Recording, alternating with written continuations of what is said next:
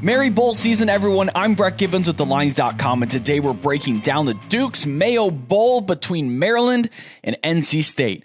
Before we get into it, don't forget to hit the like button and subscribe to the Lines YouTube channel as we're here breaking down all 41 bowl games and the national championship game this postseason. But the Mayo Bowl, Maryland, NC State, the Wolfpack favored by 1 or Maryland's favored by 1.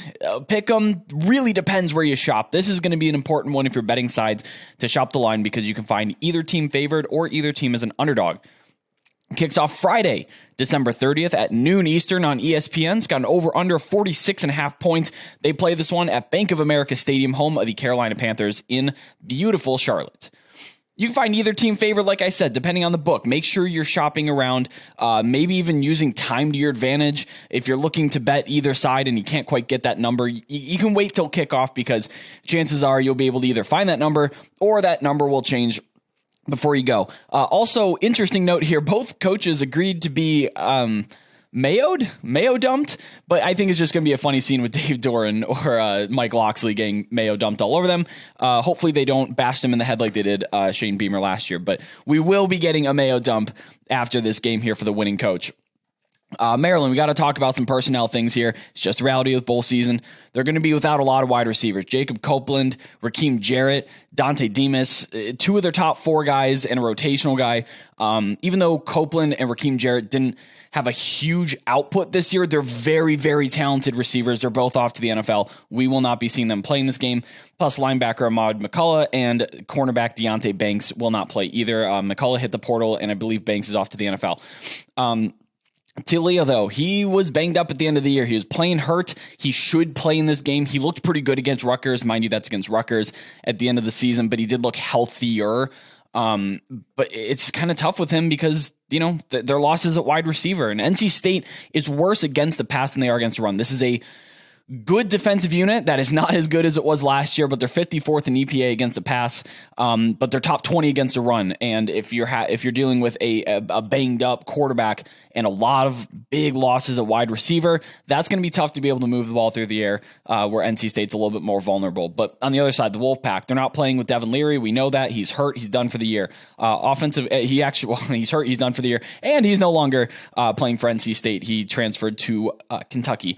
Offensive coordinator Tim Beck, he's off to be the head coach at Coastal. He's not coaching this game. And if you're looking at the backup quarterback in this game, Ben Finley, he's not great. 57% completion, 6.3 yards per attempt. He's really conservative, misses a lot of throws. They're also going to be down their starting center, NC State is. So keep that in mind. That center quarterback exchange, they have some weeks to work at it. But when you see a new center, that often leads to false starts or snapping the ball past the quarterback when you don't have that same chemistry that you've practiced all camp and all year long. Maryland, Roman Hemby right now is kind of emerging as the offensive star. He's a terrific running back, big, explosive player, but he's running into the teeth of an NC State defense that's 4th nationally in rushing success rate. These are 2 heavily penalized teams as well. Maryland, 127th in penalty yards per game. That's 5th most in the country. And they also allow a lot of tackles for losses. They end up behind the line of scrimmage, a lot of lateral stuff, and they get dropped for a loss here. And I believe NC State's defense is good enough, especially up front, to be able to capitalize on that, have a few TFLs. And if you're looking at NC State's offense as a whole, they're just bad without Devin Leary, right? They're 103rd in early down EPA, 36% conversion rate on third down. I don't like either of these offenses. I don't like Maryland's without the guys that they're playing with. I don't like NC State's, period. And I think the defenses are both strong enough to keep this going. A lot of penalties, a lot of backwards plays. So I'm going to be playing under 46.5 points in this one. Inefficient offenses, opt-outs, questionable play calling for sure, interim play caller for NC State, and a lot of penalties. This is a potential for a very ugly game, and when we get into ugly games like that, I'm playing the under here. Hop on over to our Discord server where you can connect with over 4,000 sports betting fans and get live updates in our college football server. We're talking transfers, opt-outs, injuries, coaching changes, recruiting, things for next year that we're going to be getting set for. Anything you need to know to successfully navigate this difficult bowl season and be a more successful bettor. You'll find that in our Discord. And if you hop on over to the hashtag roll server, drop an emoji under my name, you'll get notifications to your phone every time I place a bet, because when I place a bet, I'm putting it in Discord all the rest of this month, all in the next month, the remainder of bowl season as it comes to a near close here.